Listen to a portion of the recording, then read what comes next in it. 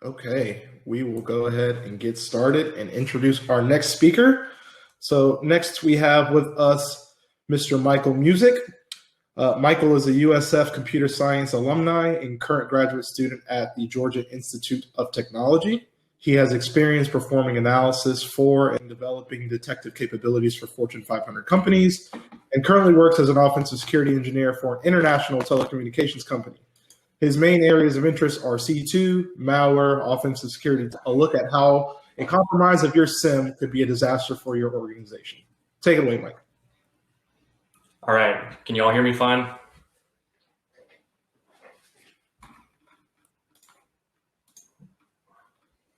Testing. All good, Mike. Okay, cool. Let me reshare then. Y'all are gonna see the Infinity Inception screen share for a second. Okay, how's that? Can you see just the Prezzo? Yes, I can. Okay, cool.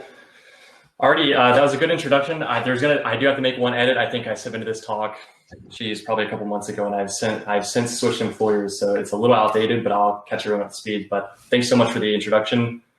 Thanks everyone for joining, and of course, thanks BSides for having me. So I'll jump right into this. I think we've got like 45 minutes if we want to allocate time for questions. So I'm going to try to make it quick. I did prune down these slides quite a bit, but there's a lot to talk about. So strap in to hear some of my hopefully coherent babbling about your SIEM and how the compromise of your SIEM could be a disaster for your organization, aka the hole in your SOC. Okay. So I kind of want to run through the agenda real quick, go through a roadmap of what I'm going to talk about. So I'm going to start off by doing another introduction of myself, go over what I currently do and some of the things that I'm interested in and all that jazz. I'm going to do an overview, just talk about the topic, talk about why I want to talk about this, and talk about some inspiration as well a little bit before that. So how I came up with this idea and why talk about attacking the SIEM? And it's honestly, the inspirations are, for the most part, they have to do with my own mistakes as a sysadmin, my own mistakes as like a developer and as a security practitioner. And then talk about why attack the SIEM. Why would an attacker even target the SIEM? And then talk about the malicious use of the SIEM, like what could an attacker get out of a SIEM, if they were to compromise it. And then also talk about prevention, because I don't want to be the guy who's talking about some offensive related stuff and all the bad things that could happen and not talk about good things and how can we prevent it and all that kind of stuff. I don't want to leave anyone hanging. I just think sometimes that's bad taste, right? And another thing that I noticed about 30 minutes ago is some of the colors might be a little odd. I noticed that I realized when I was developing the presentation, I typically do it at night. So like my screen colors are dimmed, and I really only realized that some of the colors were purple as of about 30 minutes ago. So bear with me if any of the colors are messed up. So who am I? Well, my name's Mike Music. You can call me Music, you can call me Mike, you can call me Michael. It doesn't really matter, but typically I go by Mike. I'm currently the threat management lead at ReliQuest. When I submitted the talk, as Will Further said, I was an offensive security engineer at a telecom. But what I do right now at ReliQuest is I pretty much lead a cross-functional team that we call threat management. We're really like a SOC-oriented research and development team.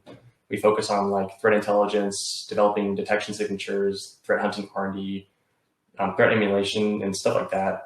I really work with a rock star team and within an organization that's really taken on some big challenges in the security world. So it's fun stuff. I've worked on the blue team. I've worked on the red team for some years. I'm still a noob, right? I've only been in security for, maybe 5 years now. The time flies. I'm a USF comp sci undergrad. I'm currently a Georgia Tech grad student for undergrad, or for my graduate degree. I'm studying cybersecurity. I've got a few certs: SUC Plus, OSCP, OSCE, which I think is now defunct, but I have to double check. And I've got a lot of different security related interests, mainly like C2 and malware detection and signature, so how to catch the C2 and malware. Automation, like I'm kind of a noob programmer, but I like to automate things. And then lately I've been kind of dabbling into threat intelligence. And I realized as I was writing this list that A lot of the stuff that I'm interested in, I actually end up doing in my day-to-day. So really fortunate for that. So that's about me. Let's talk about the inspiration. Let's talk about why I want to discuss attacking a SIEM and what an attacker could get out of it. And really, it boils down to a few of the different mics that I've become over the years. Usually due to my layer 8 issues, like my own mistakes. Right? We've got 3 different mics here. We've got developer mic, we've got early morning mic, and we've got sysadmin mic. And I don't make these mistakes too often, so don't think that I'm just an insecure individual that can't be fixed. I wouldn't say these are systematic errors, but I feel like these are mistakes I made, and when I made them, I was thinking, oh geez, this is not a smart move, and this could end up like tainting logs and getting into the SIEM and being really valuable for an attacker. So I'm going to step through these real quick and just some scenarios here. So you got developer Mike, which is he's the guy who uses that script he wrote, and when he's doing it, he passes his creds in the clear as like arguments or something. He's also the guy that writes quick scripts that do things, or maybe he downloads the latest offensive security tool from GitHub and is using it for a pen test or something, and he ends up hard coding credentials into that script and running it and thinks, okay, great, tool works, awesome. That's developer Mike. That's the mistakes he's making. Then you've got early morning Mike, who maybe hasn't quite had his coffee yet. He's the guy who's he's logging into the VPN to get into his red team infrastructure, or he's logging into his workstation or something. And he types his username, and he also types his password into the username field, and ends up submitting that and sending that over to essentially sending that over into the SIEM. He's the guy who tries to hunt down that log before it starts in the SOC and find him and harass him. And I made this mistake with my own infrastructure that I'm monitoring, and it's just not fun to get called out for that and have to go reset my password immediately. And then you got sysadmin Mike. He's the guy who misconfigures services. He's the guy who sends creds over his Ansible playbooks without the no log flag being set, or he like writes an Ansible playbook that basically uses the creds in like a command line play, and ends up passing them in the clear and logging them in the clear. And he's also the guy who uses software, quite frankly, for tasks that it's just not meant for. So these are the kind of situations that I've been in that have caused me to think about this problem. And then I have down there, what these all have in common? Well, I think these are all common behaviors, as bad as it sounds. We talk about security best practices. We talk about making sure you're using the no log flag in Ansible, making sure you're making sure you're not passing your credentials in the clear to REST command line arguments. But honestly, it happens sometimes. People make mistakes, and all of these behaviors can taint log files, and those tainted log files can end up making their way to the SIEM. And once they've made their way to the SIEM, they basically become a treasure trove of data for attackers, whether that be an external attacker or even a malicious insider that you trust with the SIEM access. So that's kind of what all these scenarios have in common here. So now that I talked about why I thought of talking about this, let's talk about what I'm talking about. So the objectives of the talk, it's really to, I'm not going to spoil this a little bit, but I really want to talk to you all about ways that an attacker could abuse SIEM access. I'd also like to talk about different ways that unintended data leaks into log files, or how even intentionally log data can provide valuable context for an attacker. So 2 kind of different scenarios. One, that you didn't mean for the data to get logged, and 2, the data is getting logged, you intended for it to be logged, but it's just valuable for an attacker. And then I also like to discuss how defenders can protect against that activity. Like I said, I don't want to leave everyone hanging with just, hey, you're pumping data into your SIEM and an attacker can use it. Don't just want to leave you with that. And why talk about this? Why should we as security practitioners, or as people with access to the SIEM, or people who are engineering their SIEM, think about this?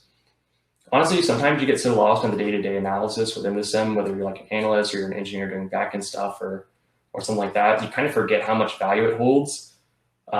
You just log in, you look at the latest alert, you go into the SIEM, you find the activity, you write up a report, find out it's a false positive, and you're like, okay, whatever. You kind of lose sight of just how valuable it is as an asset.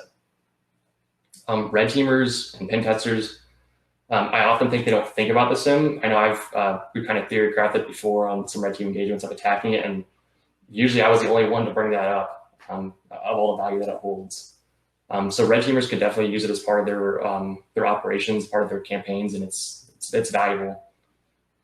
Also, it's just an alternative perspective to the system. I think that sometimes just getting an alternative perspective is very useful. And honestly, because security organizations, they are targeted. That is a reality. There are plenty of adversaries out there that are specifically, targeting security practitioners at your organization. It happens. So why attack a SIEM? Well, why not? While I go through this, I'm going to be approaching it from an attacker's point of view, but I'll flip-flop here and there. A SIEM is a data hoarder's dream. It's a treasure trove of data, like I said before. It's got all kinds of rich targeting data. So, it's got IP addresses for your organization, site arrangements, host names, users, basically everything you would want for targeting as a pen tester or red teamer or as an adversary. It's got vulnerability information. Some of that is stuff like vuln_scan data that just gets pumped into the SIEM from Nessus or Tenable, or I guess back in the day, Security Center. Or it could be information that basically implicitly implies that a vulnerability exists, not really explicit like the vuln data. It's also got a list of basically every security product you own, hopefully. If you're ingesting into the SIEM, an attacker can identify that you have that product. It's got sensitive information. So, in some situations, it has credentials that have kind of leaked into the logs. It's got PII that's leaked into the logs. It's got application logs that could give an attacker context into the application's configuration, errors it has, stuff like that. And of course, it's got your employee and your user traffic, right? So that stuff's super valuable. And I think sometimes that's overlooked, right? Like you have access to all of your employees, a lot of employee data that's personally identifiable and personally connected to them. That's really valuable. And of course, you probably have some type of user data there as well if you're selling a service. And it's also useful for disruption and evasion. Like, if you get access to the back end of the SIEM, you get access to all the different components, you can deploy ransomware, you can use that as a pivot point for further attacks.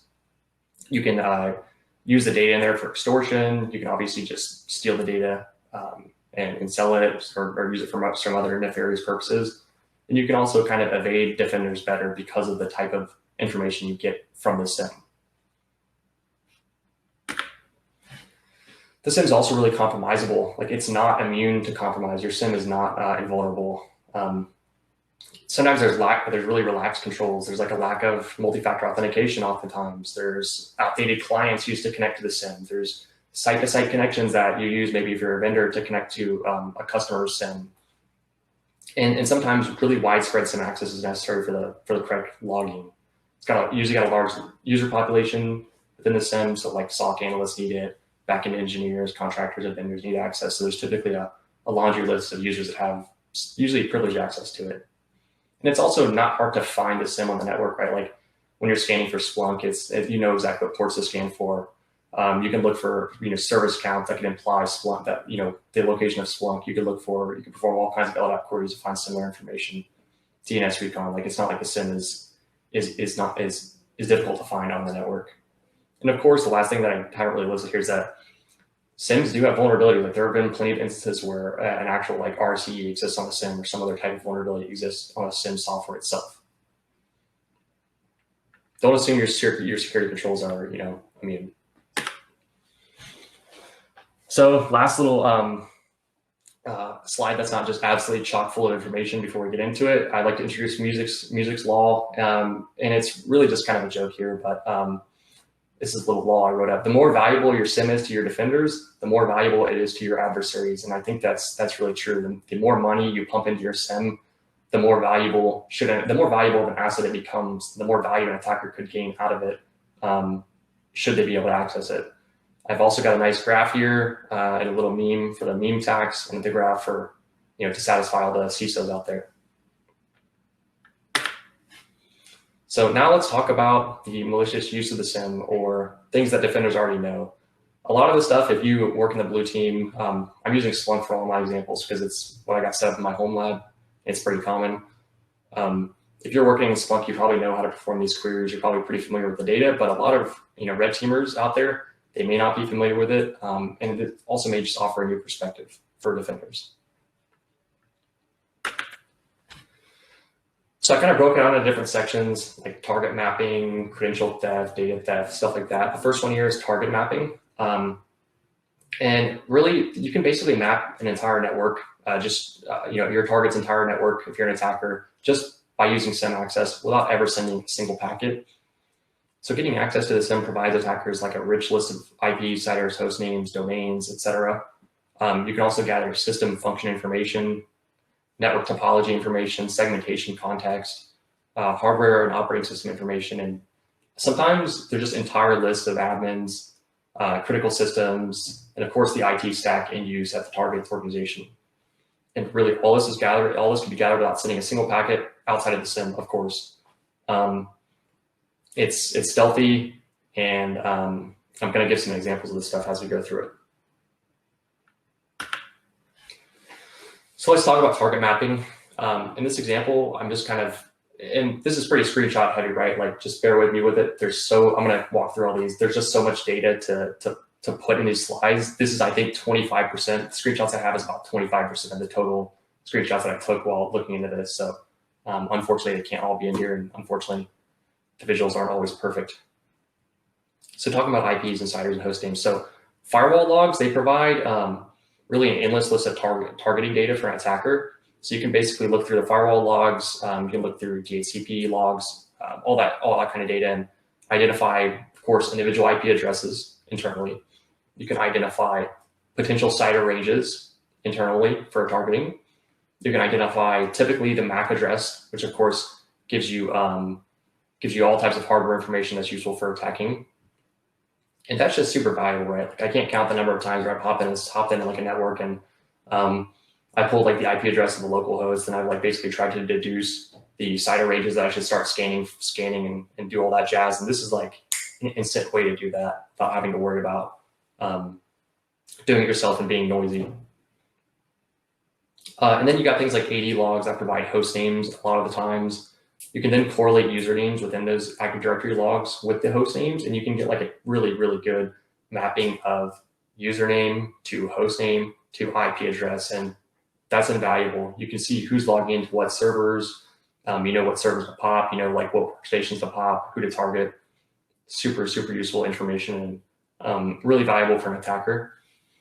A couple good places to look for Windows logs would be like 4624s and 4769s, which would be like your successful authentications and your Kerberos service ticket requests. There's just going to be a lot of those, and they typically have like host names, IPs, all kinds of and usernames. So it's a good way to kind of tile those together. And I'm also going to be including some SPL, as you can see here, which is like the Splunk query language essentially. And I've got some samples. I can't promise these will work in your environment. If you work in Splunk often, it doesn't always work out perfectly, but these are what I was running in my home lab. This example SPL is just a quick way to grab potential CIDR ranges, and then also just grab a massive list of usernames from your Active Directory logs.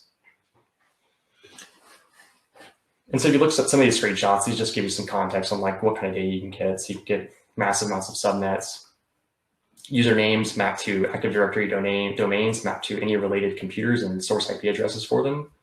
Super valuable. And then you can also deduce system functions and find admin hosts.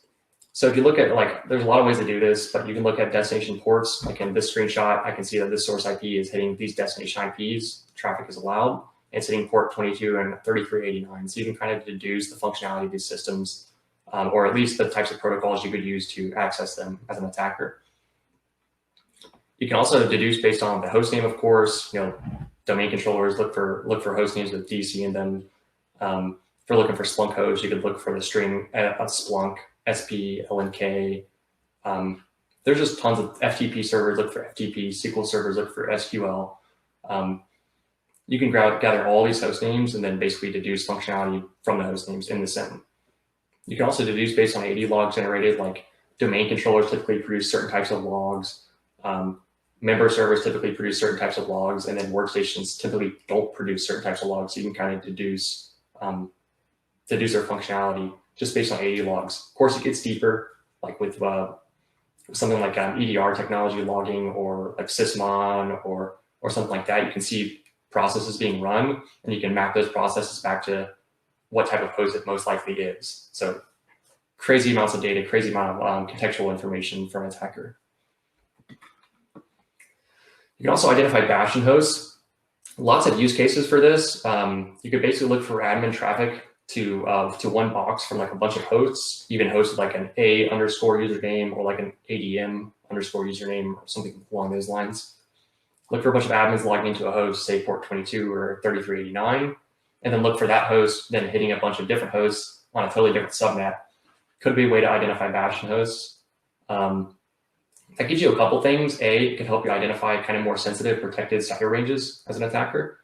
It can also give you a good spot to target for credential dumping. So you can identify, hey, all these admins are jumping on this Windows box, and then they're jumping to some other subnet.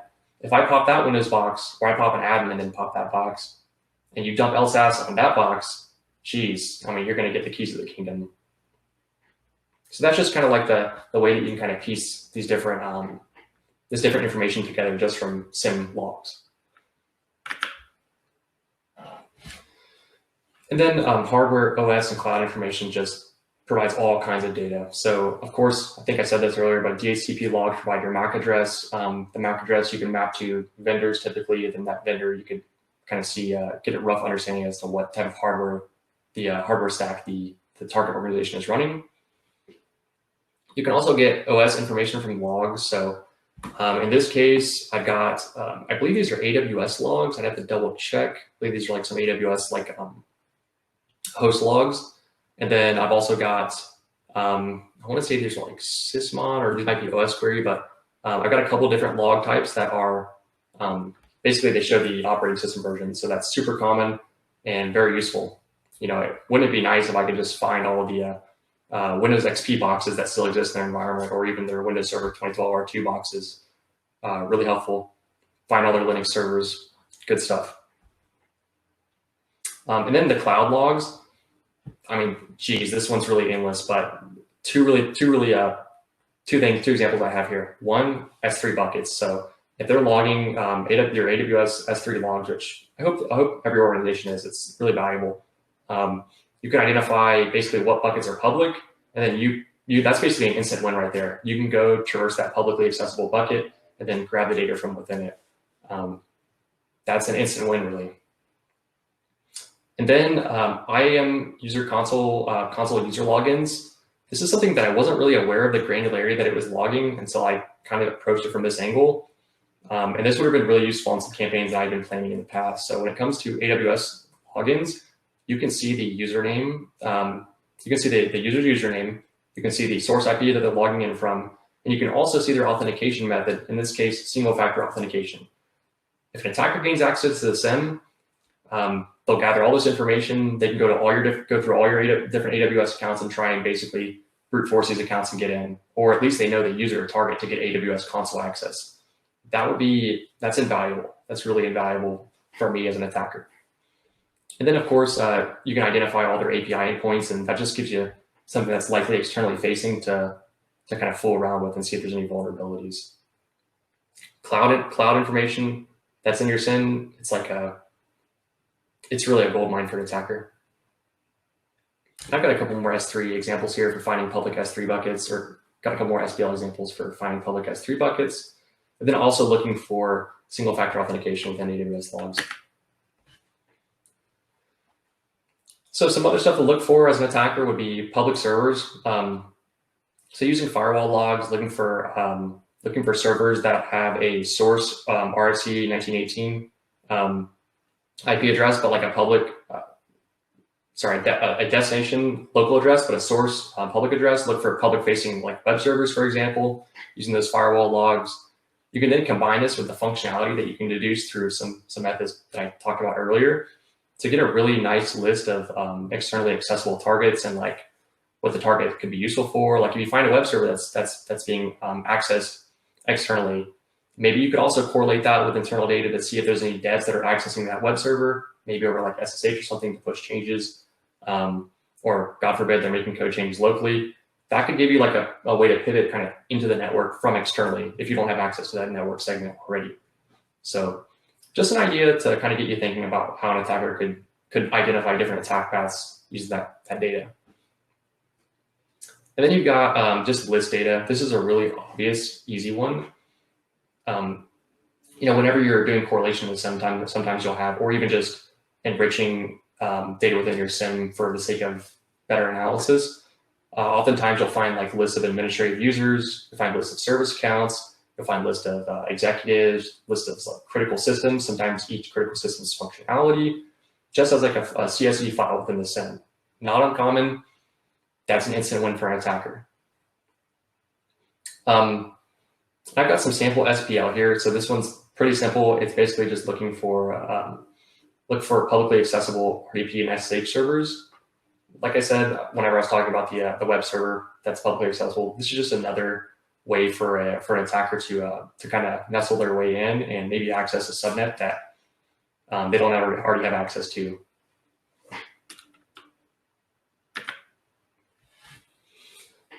So for finding vulnerabilities, this is where it kind of gets interesting. You can actually find vulnerabilities and misconfigurations using the logs in the SIEM, whether they be like something that's kind of implied through context information or something that's explicitly kind of there, right?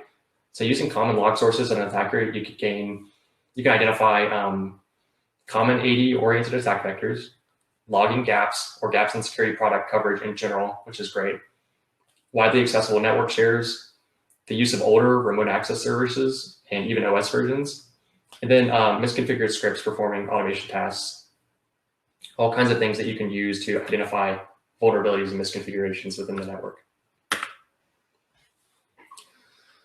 So I'm going to start off with the AD attacks and then talk about SMB shares. Interestingly enough, there's a lot of ways to do recon to identify AD misconfigurations without ever sending a single packet like to the domain controller or something like that, just using the SIEM. So these examples, I'm looking at 4738s, and I can identify that for this user at this time, the password was set not to expire, and that they were set to Kerberos pre-authentication was disabled. Those two things right there are super useful. I know personally, whenever I'm targeting accounts, I do like some LDAP queries. I look for accounts that are really old that have passwords set not to not expire, and of course the Kerberos pre-auth not set, the Kerberos pre-auth disabled basically opens up the target for a ASREP roasting attack. There's some other things you can look for too. So in the same 4738 logs, you can identify accounts that have been basically that are vulnerable to various types of delegation attacks just by looking at these logs.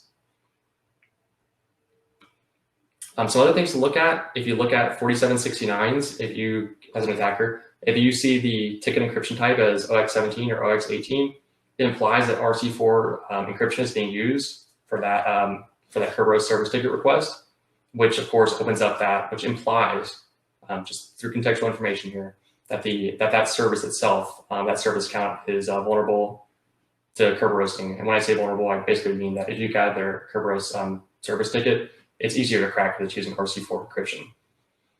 So like that's kind of a vulnerability that you can identify through the logs just through context. Like it's not saying flat out, hey, this guy's vulnerable to this attack. But if you're a smart attacker, you know what you're talking about, you know what you're looking for, you can piece things together and kind of develop a roadmap for an attack. And then SMB shares, a lot of things to look at here. First off, if you can just look at all the 5140s and just parse out all the share names, you can identify tons of open shares probably where you can just go through and loot data. That's an instant win. You'd be surprised, you'd be shocked at all the useful data, all the credentials that are out there just sitting on shares. So having that list of shares that are widely accessible, that's awesome for an attacker. So just plain simple data theft. And then another thing to look at is look for access to the admin $ share. Try to identify where all the admins are logging into. So that gives you an idea as to possible accounts to compromise if that target that they're logging into via the admin, if they're hitting via the admin $ share, is valuable to you, is it an objective? Also, just popping that box and then, like I said earlier, running say Mimikatz and gathering all the credentials that are sitting on that box, that could give you access to all kinds of admin accounts. So just another kind of attack path that an attacker could kind of piece together using these logs. And the last thing is like watering hole attacks. If you look for, say, 50 users accessing one single share at some point in time, maybe you could plant some LNK files there and do like a watering hole attack that way.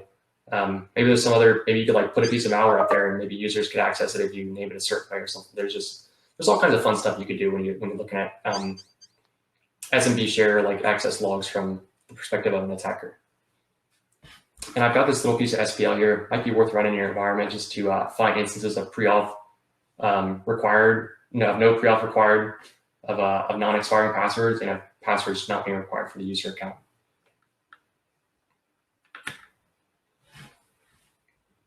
A couple more things that could just help an attacker identify vulnerabilities within your network, just from the SIEM.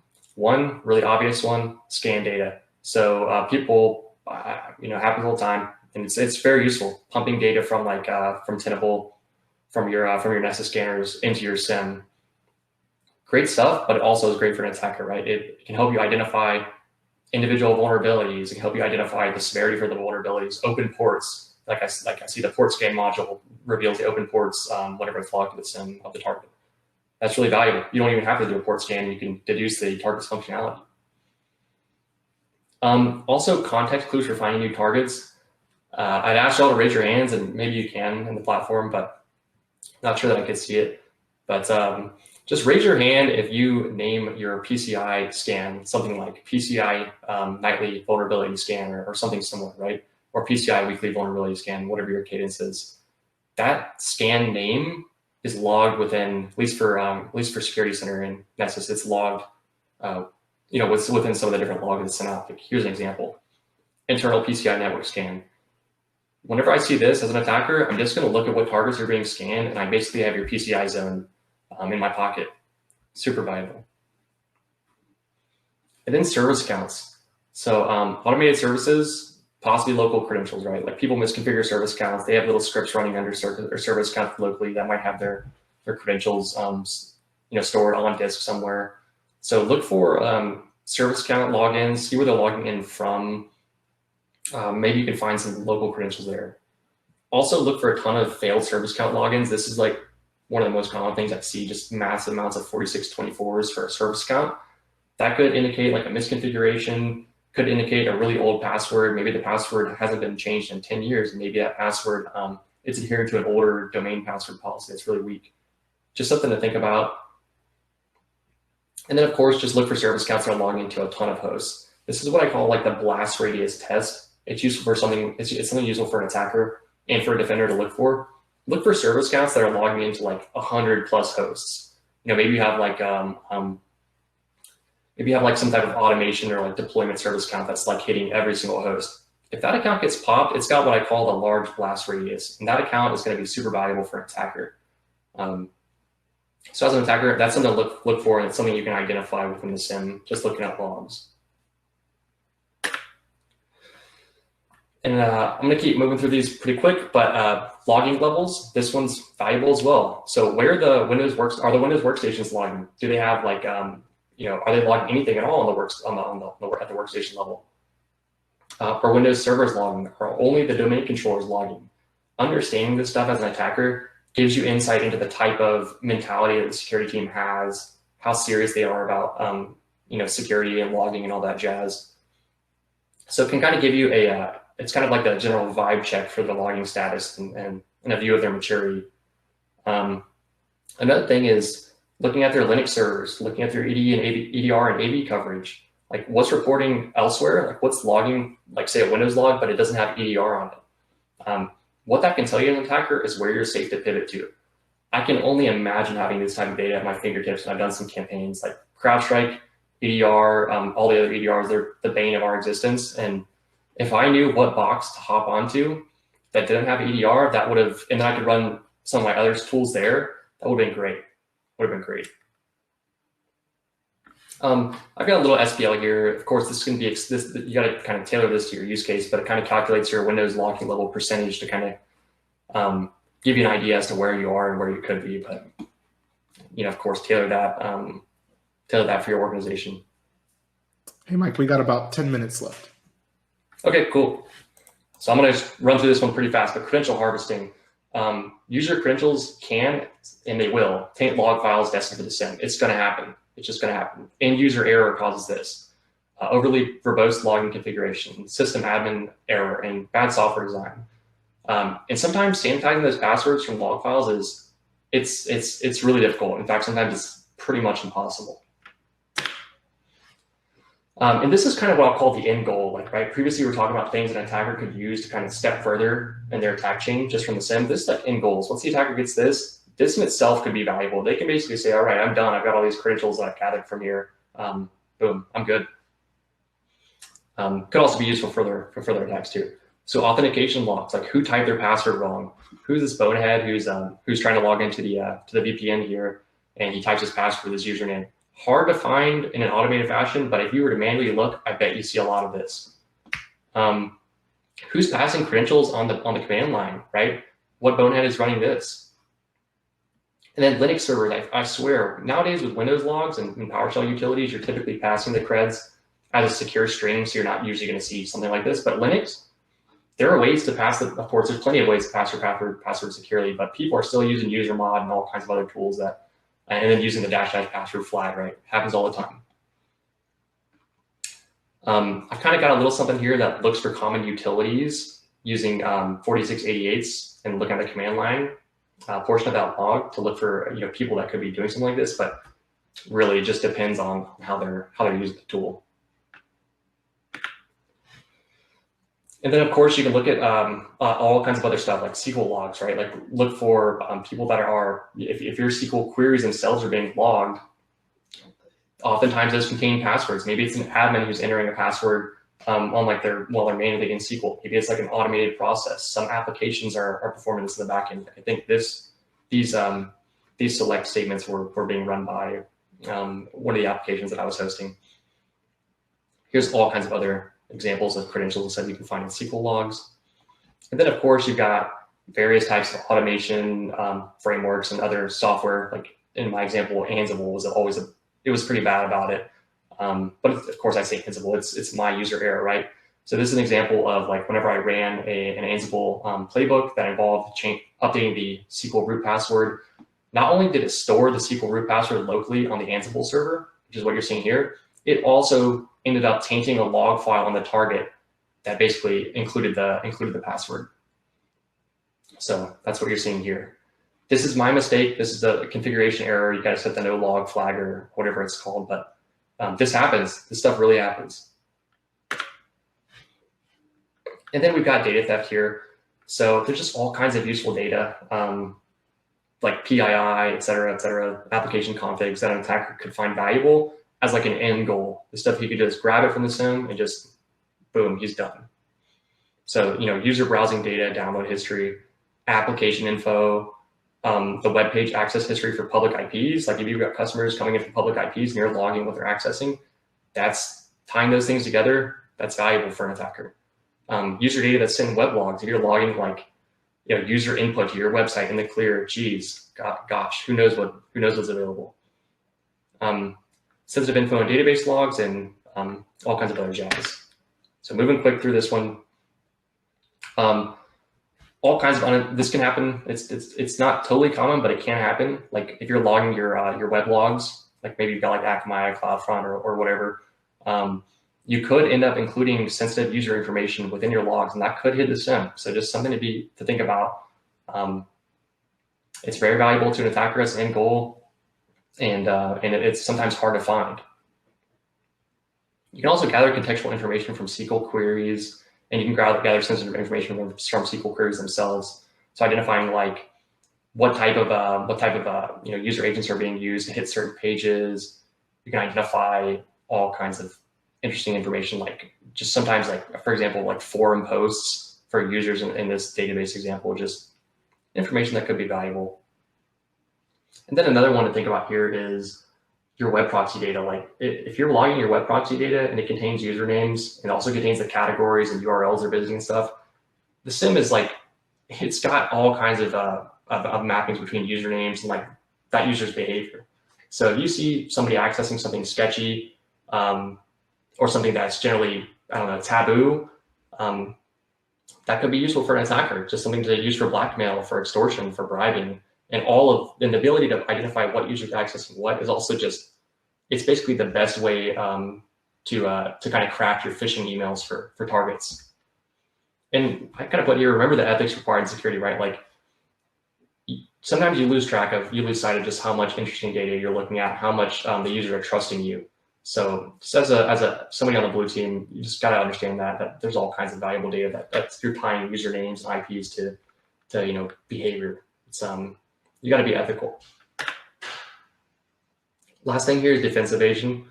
So an attacker with SIEM access, they gain insight into data that can allow them to better evade the defender. Things like the search history, they can actually look at your detection content if you got rules in the SIEM, your whitelist and your blacklist, traffic patterns, alerts being generated, stuff like that. So first things first, once you get access to the SIEM, there's a good chance of using the SIEM. There's a very, very good chance. They have some type of correlation rules, running to catch attackers, right? So first things first, look at those rules, identify which rules are being triggered the most, identify what log sources are associated with these alerts. Like, are they never getting any alerts around their proof point? Maybe something's misconfigured. Are they only getting alerts around a CrowdStrike and nothing around, like, say, Windows logs? Maybe they're not logging much. Just really valuable defense evasion information for an attacker. Look what accounts are failing tons of logins. So if they've got some automated process that's just blowing up, they're just producing massive amounts of 4625 failed logon events. Maybe you can kind of masquerade in there. Maybe you can start producing a large volume of logins as part of your brute force attack as an attacker. Maybe the analysts are numb to those types of alerts. And then look at like DNS servers and web proxies. Like, what DNS servers are talking loud? What's not talking loud? What about the DCs? Like, are they talking loud? So if you're doing like DNS C2, for example, you kind of understand what DNS server you should, point your traffic to. Maybe the one that's really quiet just isn't monitored at all. Maybe the one that's most commonly used in the organization is. And then this is a really big one, is server web proxies. So oftentimes, maybe your C2 can't get out through the, maybe your C2 or your like web exfil can't get out through the user web proxy, but maybe you can identify within the SIEM what proxy all these servers are talking to. It's likely more permissive. They probably had to open that up to let all kinds of traffic out. So as an attacker, that would have saved me a lot of time. I know that. And then another thing to talk about is like ingress and egress traffic information. Like, look at what websites are commonly used. Maybe you can, if they're using AWS, maybe you should host your infrastructure in AWS. What other cloud services are in use, Also look at geographic location for allowed traffic, understand what kind of, where you could actually place your infrastructure in terms of geographic location. Is outbound SSH allowed? If so, like, what subnets are allowing that? Maybe you have to hop to a certain subnet. And if that allows direct outbound SSH, that makes exfil a lot easier. Just some other things to think about. That also falls in line with like looking for outbound direct DNS, like not having to route through an internal DNS server. Makes your C2, it makes exfil over DNS way easier. Same thing for direct web traffic. Like maybe a certain subnet, is allowing you to bypass the proxy. So if you can hop there, make your life a lot easier as an attacker. And then of course, looking at search history for the defenders. So just an example in Splunk, you can basically query all the search history for users, assuming you're an admin. And you can also, you're watching the watchers essentially, seeing what they're looking at, and then also rule tampering, just seeing if you can alter rules to kind of make your stuff not get caught. And then disruption, this goes kind of without saying. If you get access to the SIEM, depending on your level of access, you can cause all kinds of damage like mass alerting, filling disk space, lagging search times, and even deletion of critical data. This is just some Splunk-related examples like deleting events and just filling up the disk space. And so moving quick here, but what can you do? What can you do about this? Like, I'm not going to say don't pump data into your SIEM. That's exactly what you need to be doing. But you can do a whole lot outside of just limiting data in the SIEM. So take steps to defend the defenders, right? Like, put MFA on your SIEM. That's step number one. Limit the SIEM user population. Does everybody really need to have admin? Really look closely at the privileges and who actually needs SIEM access. Audit the queries being run in your SIEM. I know most SIEMs have that capability. Just see who's running anything kind of weird. Audit alterations of SIEM content. Check who's mass disabling alerts. Ensure that no sensitive and compartmentalized information enters the SIEM. This is not always so easy, but for example, with Splunk, I know you can do like data anonymization, and there's a couple methods to do it to actually limit that data from hitting the SIEM. So that's always a good thing to look at, especially if you're doing like custom application logs. Always be careful about that. And I've actually got that one next. Check for SQL, check your SQL logs, check your custom application logs, check your web server logs before you put them in the SIEM. Limit SIEM access to specific network segments. Then once again, limit access within the SIEM. So make sure you lock your permissions down. Big takeaways here. Secure your security infrastructure. Proactively test. Sometimes I've encountered this. Sometimes like your red team test, your campaign proposals can get a little political. So you may encounter kind of roadblocks and you say, hey, I want to attack the SIEM, but you really need to be proactively testing this stuff. It's something to take a look at. And then develop contingency plans in case like you end up leaking data into the SIEM, maybe test it out and see what you could do after the fact to kind of clean up, make sure that data doesn't get indexed or delete the events or something. Test that contingency plan out. Or God forbid your SIEM gets popped, run through that scenario and see what you would do. So I had to run through that one pretty quick. That's pretty much it on the prevention side of things. I think we're pretty much at time for questions. So thank you all for listening to my rambling. The data sets here were all the searches and stuff that I ran came from either my home lab data, the Mordor project data, or the Boss of the SOC data. So look at those if you ever need to do something similar. I've got some of my info down there. Then I also put some like future plans there. I definitely need to make a more detailed blog post because, like I said, there's way more screenshots, way more examples. It's a real rabbit hole to go down. Great. Thank you so much, Mike. This was a fantastic presentation, and I'm going to open up the floor for Paul so he can facilitate questions and answers. Hi, Mike. We have two questions so far. The first one is, have you seen any real world instances of a SIEM generating false positive alerts due to the client's lack of keeping the OS or its host up to date? Have you seen any real world instances of a SIEM generating false positive alerts due to the client's lack of keeping the OS or its host up to date? Right. I have to say no. I don't think I've ever seen such an instance. I've definitely seen instances where like, your vuln scanner will say that something's out of date or something. It happens all the time, but I've never seen a false positive in that scenario, but I'm sure it exists. Okay. Second question.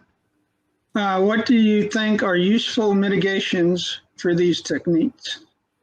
I'm not sure which techniques, but I think the ones you talked about. Yeah, I talked about a bunch. This also answers the bottom one. Like MFA is a big one. I know a lot of organizations, they do limit like outbound access from the SIEM. So like if a SIEM box gets popped itself, you can't like use it as a staging point for further attacks. Really, I went over most of them on my prevention slide. Limiting the SIEM user population is a big one. Limiting roles within the SIEM, making sure not everybody has admin access. Not everybody can delete indices and events and stuff like that. Those are probably the big ones. Okay, I think and the third question just popped up. I think you just mentioned it, but do you suggest multi-factor authentication for SIEMs? That can become an issue when you have like you have some automated process that's interacting with your tools. So for some accounts, no, but for most accounts, especially for like admin users and stuff, yes. Okay, those are all the questions so far I have. Anybody else out there, please submit a question if you'd like. Yeah, happy to answer what I can. Well, Mike, I just got one more popped in real quick. Photo. It's Mike. Do you think cloud-hosted SIEM techniques could be a prime target for attackers since they contain data from several customers? Yeah, like multi-tenant, like cloud SIEM environments. Yeah, it could be a prime target. God forbid, like a new RC pops up that allows you to get access to like multiple tenants within like Curator on cloud or something like that. That'd be devastating. They'd definitely be jumping on that. So, absolutely. Okay, that's it for questions. Wait, we just popped one more, I think. I think somebody just upvoted one. Yeah, I think someone kind of shifted. I do have a question for you, Mike. So we did mention locking down access to the SIM. Most small businesses are running some form of flat network, so they don't really have much network segmentation. What are your recommendations in terms of properly segmenting your security tools, your SIM from your production network in a reasonable environment, for a small business? Well, I will say it's not just small businesses with the flat networks, as some of y'all probably know at this point. But yeah, I mean, I would say if you have no way of segmenting your network at that point, it's it basically just comes down to basically all the other mitigation steps that you're just trying to defend against attackers. MFA, limit user population, limit the role access within the SIM. Be careful about what data you're putting into your SIM before you start pumping custom application logs or anything that your users, your customers might be hitting. Like API, stuff like that. Make sure to look real closely at it so you're not putting any sensitive information with your SIM. And if you are, make sure you're going through and sanitizing that. That would be my approach. Perfect. Thank you so much, Mike.